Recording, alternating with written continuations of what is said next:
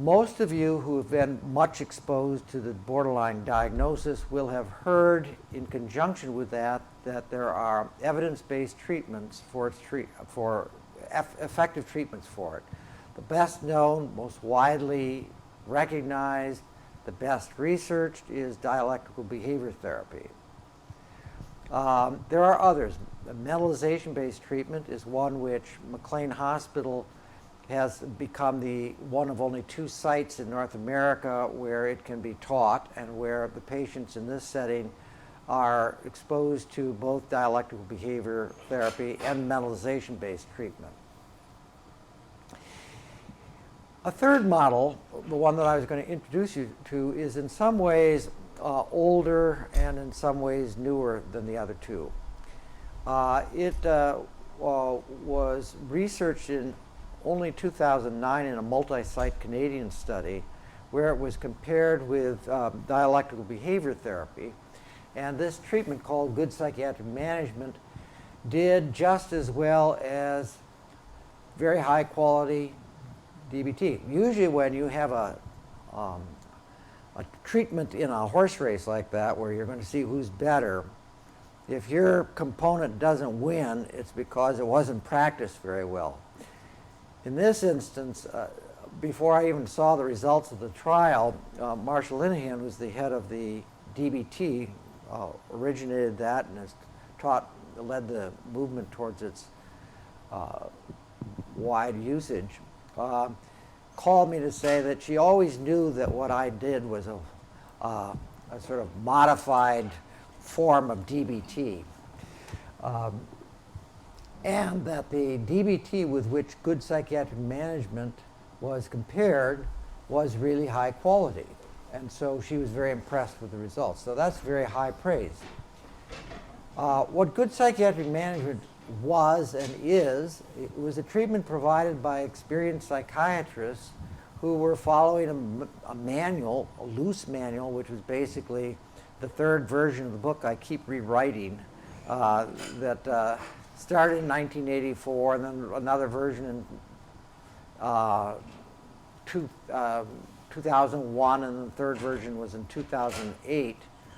And it's a manual of treatment which is not specifically about a psychotherapy, but much more one geared towards management of the patient's life and circumstances. It includes medications, and it would be unfair to say that any psychiatrist can provide this, because the psychiatrists who practiced it there were all people who self-selected. They liked working with borderline patients. They had 5 years of experience and they had a manual to follow of sorts. It was a book.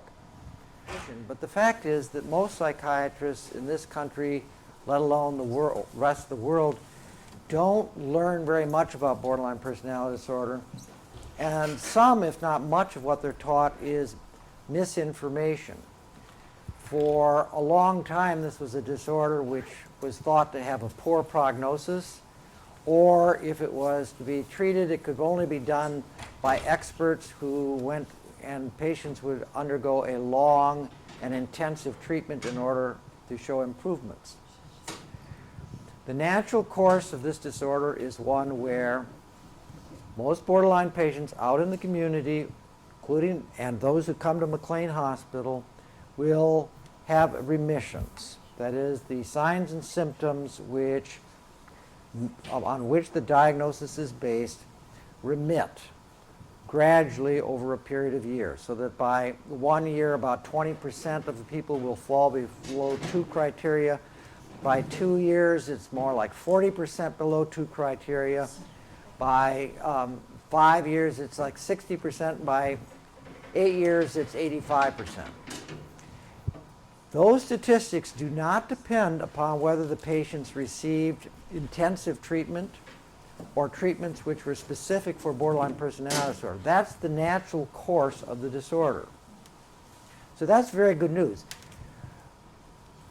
A positive corollary of that is that when patients get better, they generally stay better. The negative side of that is that a lot of people have remissions of their symptoms. They stop having angry outbursts. They stop cutting their wrists. but they don't find functional roles in the community which are satisfactory and fulfilling. Only about 25 to 30% have stable partnerships after 10 years, and only about that percentage have stable and satisfactory employment or including domestic responsibilities after that amount of time. So that's very sobering, as well as encouraging. What it says to people with this disorder is that you can get better, and a lot of you can get very, very much better, but that there is a high risk that you won't. And what differentiates the people who get better from those who don't, we don't have a whole lot of information about. Certainly, the younger you start, the better educated you are or become, the better. The better history you have of employment, the better. The more you have involved families, the better. Let me say a word about involved families.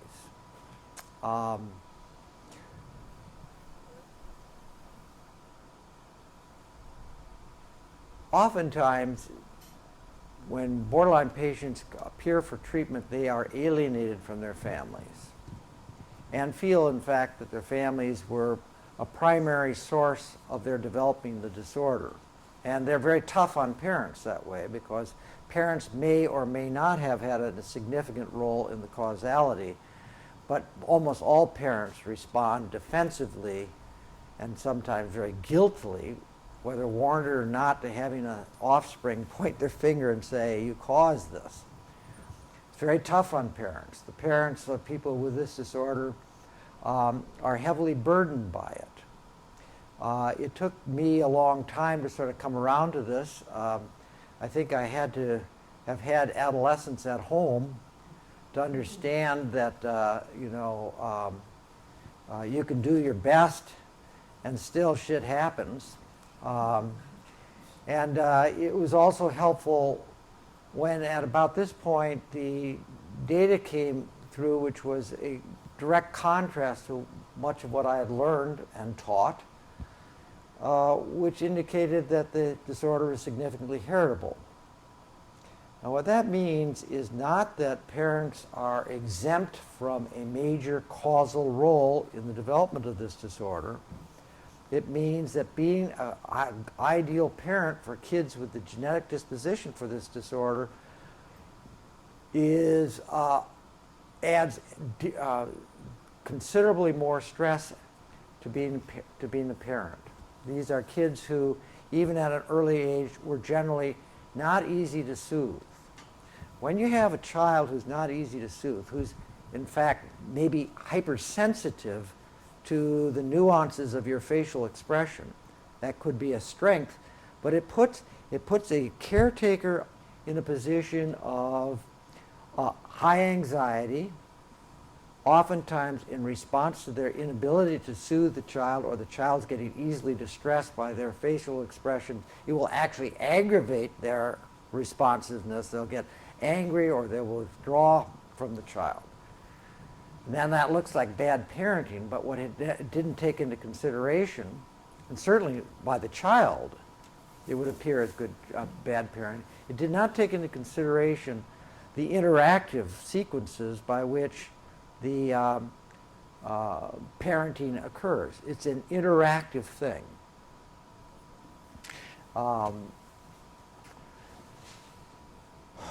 Where else do I want to go with this? I'll go back and talk just a little bit more about good psychiatric management model. It's a model which is very psychoeducational. It starts with the idea that every patient with this disorder, every parent with this disorder, everybody who is involved with somebody having this disorder should know about it. You should start with a sort of common informational base. It does a lot towards, for instance, advancing or getting people out of the parent blaming, child blaming thing. It doesn't solve the problem, but it gives everybody a little breathing space. Yeah, the parents contributed something, but yeah, you were a difficult child. And it does a lot in terms of setting reasonable expectations. Your son or daughter, yourselves, should expect to get better. Your treaters should expect you to get better. If you're not getting better, maybe there's something wrong with the treatment. It has a lot to do with the attitudes of treaters. These are patients who should get better, and if your patients aren't getting better, first look in the mirror and certainly ask the patient, am I doing something wrong here? That too then becomes interactive. It's a different model of treatment than a treater delivering it to a passive patient. Patient can and should help to shape what treatments they can use and are helpful to them. We want the consumers, patients and parents, to be informed. So that's a big part of the good psychiatric GPM model. We very strongly emphasize education for everybody. A second part of it is that it isn't primarily a psychotherapy where you talk about the relationship between you and the patient. It has much more to do with what's going on in the outside world. Whether that will translate into, when we have future and better outcome studies, into better vocational and marital histories for patients, I'm not sure. But certainly we have adopted the information from the longitudinal follow-up studies and incorporated it into treatment. We want patients to keep an eye on their life outside. And the goals of treatment are, in this model, not that you're going to stop yelling and you're going to stop cutting yourself. You're going to become somebody that somebody will want to come home to. It's a long-term goal, and it captures and takes advantage of the fact that most of the people with this disorder are really hungry for loving relationships. There's nothing that can calm them faster or alarm them more than vicissitudes of feeling cared for or rejected within their relationships. That, in my view, is the sort of core of this disorder, and then that way, too, the good psychiatric management model has a somewhat different theoretical base. It's not that the emotions are dysregulated, though they may be, but the source of the dysregulated emotions has to do with the sensitivity, the acute sensitivity to what they see going on in the people that they perceive to be their caretakers or those that they would like to have as partners.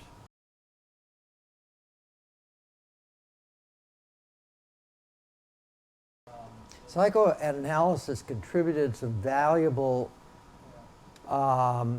concepts to understanding borderline personality disorder. As a treatment, it was responsible for, to a significant degree, to the bad name that this diagnosis achieved, because the treatment that was offered to patients actually made them worse, and the psychoanalysts wrote about this as if these were very difficult patients who didn't get better, treatment-resistant complainers, help-rejecting, negative therapeutic reactions. There was a extensive literature. There are 29 books written in between 1968 and maybe 1980 by psychoanalysts on the treatment of borderline personality disorder. They had some very good observations about what the borderline illness is about, or disorder is about. But they contributed it all. None of them had one single case report that was positive. It was all about the vignettes and what went wrong. And there was very little of it that suggested that what was going wrong in the office was because the psychoanalyst presented a impartial, neutral, passive presence which actually alarmed these patients, made them feel neglected, made them open their imaginations to the fact that this was somebody who might be thinking bad things and cruel things, projecting onto them things that they were thinking about themselves. and then they'd run out of the office. What do you Very think high. about transference-focused psychotherapy? Transference-focused psychotherapy is a model of treatment which started with Otto Kernberg, who did some of the seminal and most important writings about borderline personality disorder in 1967 and 1968. He was the first model of treatment from which I learned things. But I became aware pretty soon that the problems that were in the literature were problems in my office too, and specifically all the patients were dropping out and thinking that I was a mean person. And that was not, certainly not my wish. And what was missing from it was support, and not sufficient support. He's modified that treatment, and now it's manualized. It's much less different than dialectical behavior therapy than it was when dialectical behavior therapy came on the scene in 1993.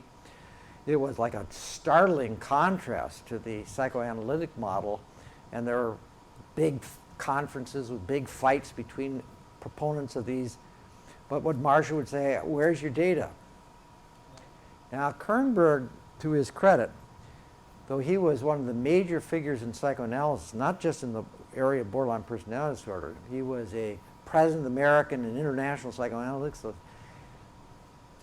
had to agree that if this treatment that he was promulgating was effective, he should be able to demonstrate it. So he spent 10 years developing a manual whereby people could be observed as to whether they're adhering to the model or not.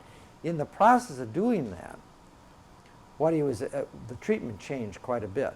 But he finally got something that could be measured, and it's had several trials in which it looks pretty good. The difficulty with those trials are that the patients have to be outpatients who can withstand a lot more frustration than many borderline patients. Is not very supportive. So if you've got a steady job or a steady partner, you might be able to do transference-focused psychotherapy. But for most borderline patients, it's like a graduate course when they have achieved stability in their lives. And at that point, most of them are not interested in further therapy.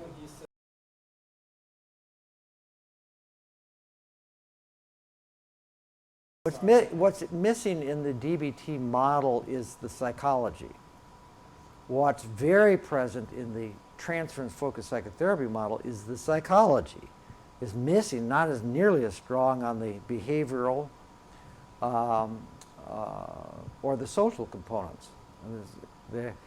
And having said that, going head-to-head in the only trial ever, they did about the same. So it's the common ingredients which may have more to do with their efficacy than the specifics. DBT is much easier to learn and easier on patients.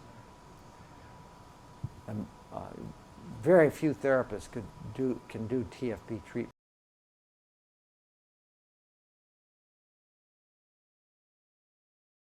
Generally, you follow the script by the Diagnostic and Statistical Manual.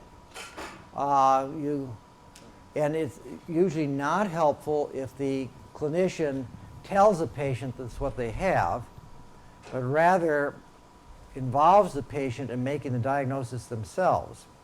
So it doesn't come out of the blue and like being done to them, but rather something that, and when it's done that way, more often than not, patients will say, gee, that's like looking in the mirror, or this makes a lot of sense to me.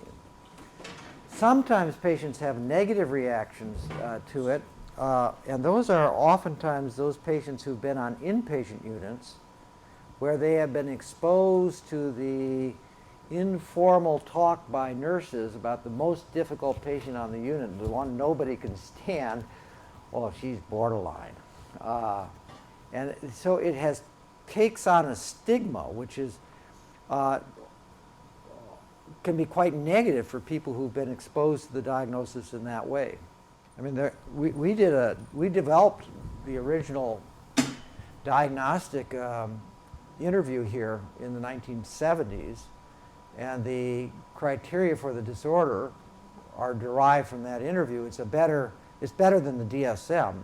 It's much more extensive, more detailed. The DSM was derived from it. We still use that here in any research we do, but the DSM is a perfectly nice shortcut to it.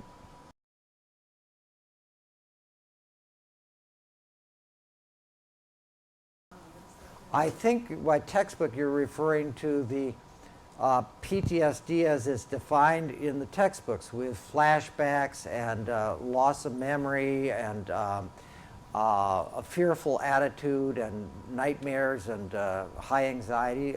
Is that what you're referring to? 70% of the people who grow up and meet criteria for borderline personality disorder will report trauma in their childhoods. The most common is neglect, but more discriminating, no, not more discriminating, but that which has gotten the most publicity has to do with sexual abuse. There's no question it's more common in the backgrounds of kids who develop borderline personality disorder, but it's also common in lots of other disorders, and whether somebody develops borderline personality disorder is probably not very specific to that trauma. They may develop PTSD as a result of that, but whether they develop borderline personality disorder has something to do with how sensitive they were to the event, that is, what the vulnerability of the kid was going into the event, and then whether in the aftermath of it, it got processed with the supportive other people. That in general, whether you get borderline personality disorder or not, makes the difference as to whether trauma in childhood has lasting consequences or not. What the kid's vulnerability was and how it got processed. The events themselves are not that powerful predictors of adult consequences. So with respect to borderline personality disorder, there have been so many studies done on this, and what's traumatic is one of the complications of this literature. If the child says it's traumatic, does that mean it's traumatic, or is this a retrospective elaboration done for purposes of trying to get some help? What's traumatic for one kid, something can be extremely traumatic with lasting consequences, which on paper doesn't look so horrible, like being violently assaulted by a classmate. And somebody else can be violently hurt by their primary caretakers over a period of years, and one develops traumatic, PTSD with lasting consequences, the other one doesn't. So that whole literature gets very complicated. It has to do with the kid's vulnerability, their ability to process, their resilience, and whether it gets processed with a support, when it gets talked about with supportive others in the aftermath. The statistics from thousands of patients in whom this has been documented and studied say that 15% of the variance as to whether somebody develops borderline personality disorder or not is due to their childhood trauma. That's a lot. It also underlines what I'm saying about contrast between the reported trauma and the actual significance of it.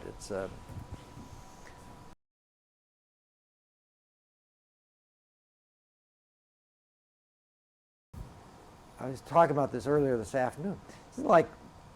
This is new. What's new about it is that when I'm close to 70 years old, what I've been writing about all these years, somebody puts it to a research trial and it shows up to be very good. So all of a sudden what I've been teaching as sort of good basic knowledge, good basic textbook stuff, now takes on a certain panache, where I'm standing up there, talking about my model of treatment. Well, I felt two things: enfranchised by this, like maybe I should actually go out and sell this, because it's easier than the other models, and it's more geared for what doctors know anyway, and so they all avoid these patients like poison, and they ought to sort of know basic stuff. It's not rocket science, and most of the patients will do well. That would be a radical change in the attitudes and environment in which borderline patients enter into the mental health system. If they're in a hospital and the doctors and nurses are talking about, oh, this is a person with borderline personality disorder, it's got a good prognosis. That changes the whole ambience for the family and for the patient about what to expect from their future. And so I'd like to revise the training of psychiatric psychiatrists in the country, but that's sort of a grassroots thing towards moving towards more positive attitudes where people don't avoid these patients. 70% of American psychiatrists actively avoid working with borderline patients. It's case management. So ultimately, it's more of the sorts of things social workers are taught than psychiatrists and psychologists. But I'm entering this in this level because it's my natural milieu, and I think that the ripple effects are very strong if you can get the psychiatric community changed.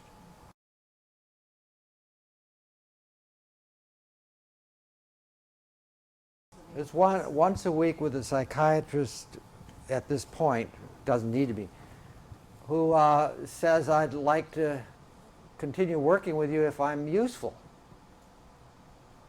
So it's none of the stuff you need to stay in it for 6 months or a year. You should stay in it if it's useful. And I'd see you more often if it's useful, but I wouldn't see you more often unless it's useful. So that it is hinged from the beginning on the expectation of progress. And then there's markers of what you expect to see in 3 weeks, 3 months, 6 months. And a lot of patients aren't going to do that, but that doesn't mean that treatment's bad. It means that you and the patient need to look at it. Another treatment is recommended.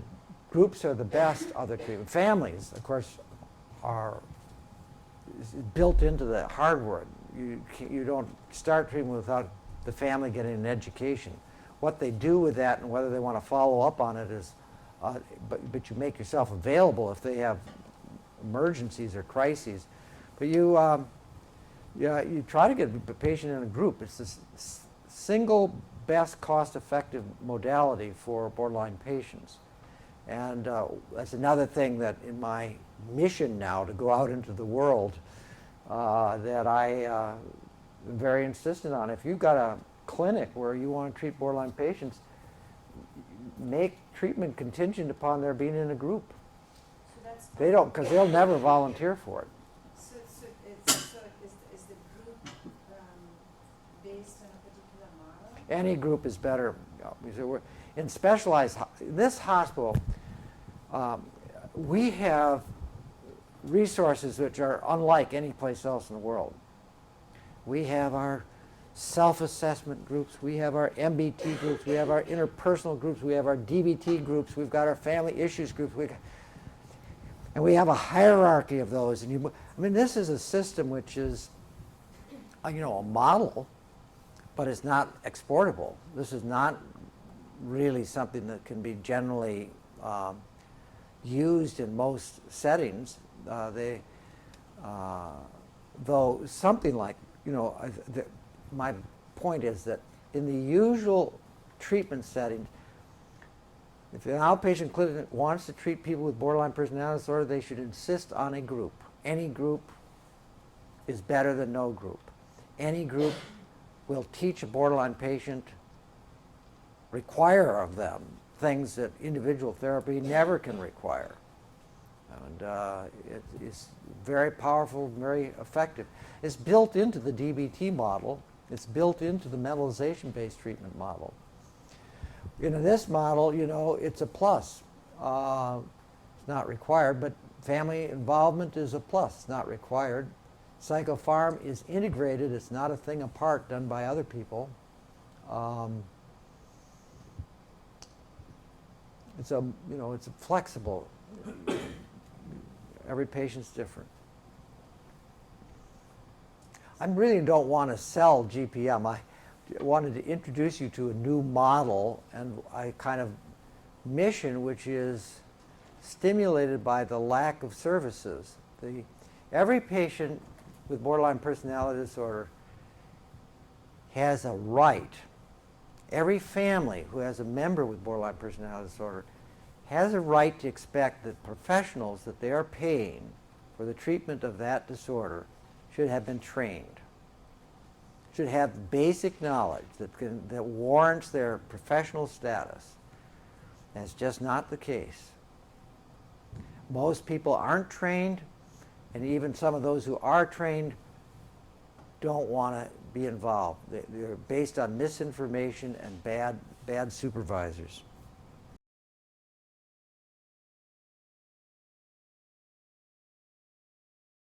Most psychiatrists at this point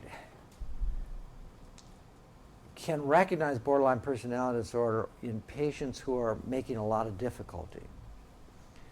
They don't usually want to go there. They will explicitly and consciously structure their assessments to focus on the comorbid conditions. Oh, it's a substance abuse problem. Oh, it's depression. 75% of the borderline patients who present have major depression. Ah, we're going to treat the depression. Oh, impulsivity and bipolar disorder. We're going to do this. Now, there's some part of that which is sort of practical, pragmatic, and understandable. If the person has major depression or bipolar disorder, you can initiate a trial with medications, which is relatively easily helpful, and if it's helpful, it would be a very cost-beneficial way to address this problem. It's also easily reimbursed. There's no trouble with third-party payers. That doesn't mean that oftentimes they don't know that the person also has borderline personality disorder, but they don't feel capable of dealing with that, or they don't want to deal with it. So it's only when these initial medication trials fail that then sort of will the borderline personality disorder diagnosis be introduced. Then the problem is finding places and people who want to and know how to treat them. That's still a major national problem. DBT can claim more trainees by far than any and all other treatments put together. But what is it, like 5,000? 10,000? I mean, maybe. And Marcia is always complaining that people say they're doing DBT, but they're not doing it right. But she's got unrealistic ideas about this. But 10,000 when 20% of the hospital admissions and 15% of the clinic visits and 2% or more of the general population have this disorder. This is just a drop in the ocean.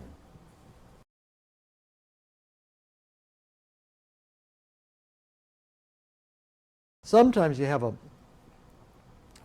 a patient who says, you can't talk to my parents. Well, if they're above the age of 18 and they're paying for their treatment, they're right. They can claim that.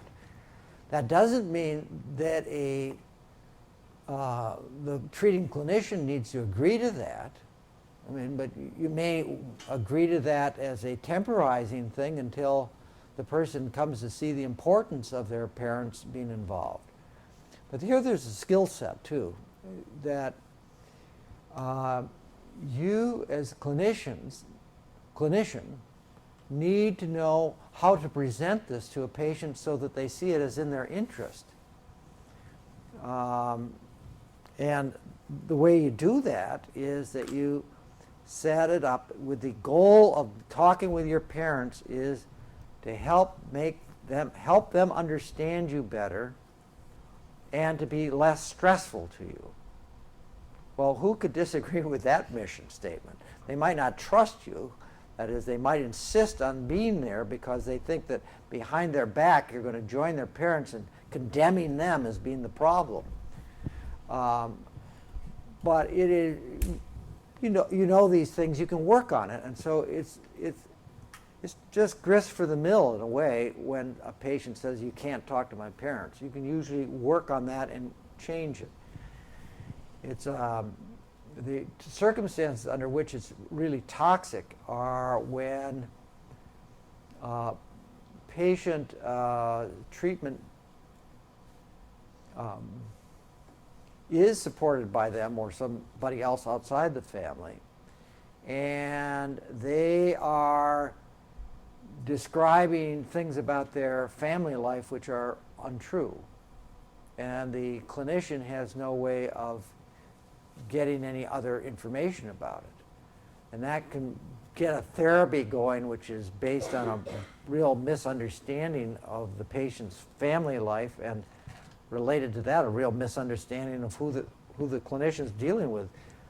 And if the parents are paying, how do you? I'd start out by telling any patient, and I think doctors should do this, whether they do it or not, is that your parents are paying, they have a right to let me know about their concerns. They have a right to know about attendance. They have a right to know about whether you're making progress. They don't have a right to know what we talk about. But they have a right, if they're paying for the treatment, to know whether you're attending, making progress, and to express, to make sure that I know about, and whatever confidentiality I have with you stops when there's a safety issue. Anytime I'm concerned about your safety, I'd call your parents or anybody else in your life who might be part of your safety net. But, people need to learn this. It's all common sense, but a lot of clinicians don't get taught this stuff.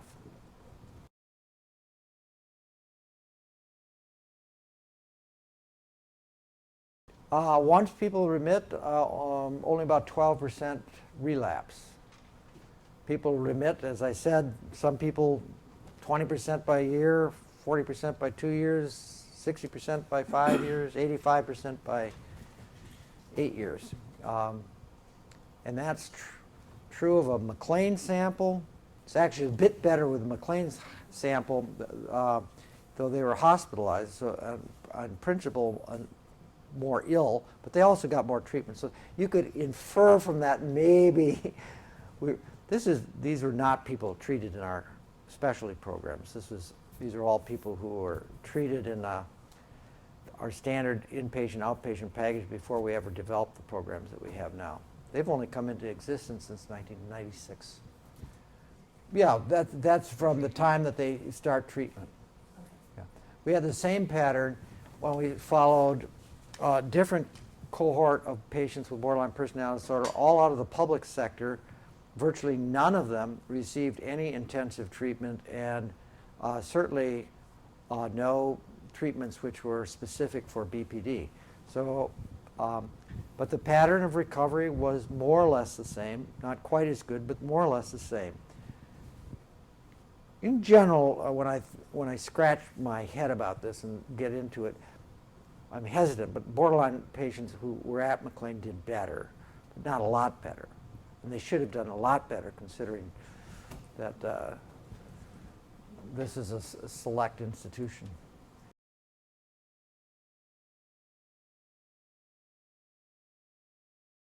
I have no doubt that the postpartum, the stresses of having had a child, the biological revolutions of that period, as well as the sociological and psychological, make it a stressor which likely affects people with borderline personality disorder more than others. So that the borderline personality disorder signs and symptoms might emerge in that context. It's not that common. Borderline women who have children, it can go either way. It can be a corrective relationship which gives them a security and a mission and a sense of confidence and self-esteem, which is very, very helpful. It can also be something which, if they're very, very conflicted about being the caretaker, can be very devastating to them, because most people with this disorder have very high ideals about what caretakers should do, and it doesn't include getting very, very angry at the poor little baby. And so they can be very harsh on themselves, and so suicidality and hospitalizations can also be a consequence of having children. So it's a powerful prognostic factor, but it can go in either direction.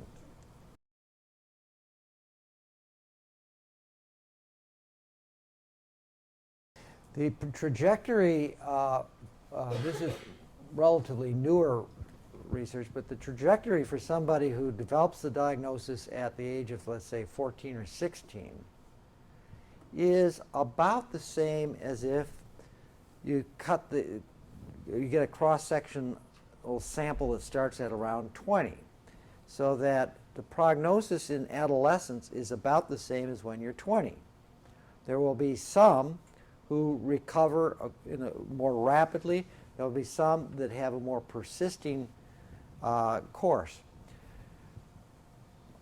With apologies, we still don't know enough about how to identify those who are likely to have the more persisting course at baseline. I said we've got these simple things, the better educated you are and the better functioning you've had in the past, the better you will do in the future. Having a more involved family is better than an uninvolved family. So those are simple things, but they're not that great.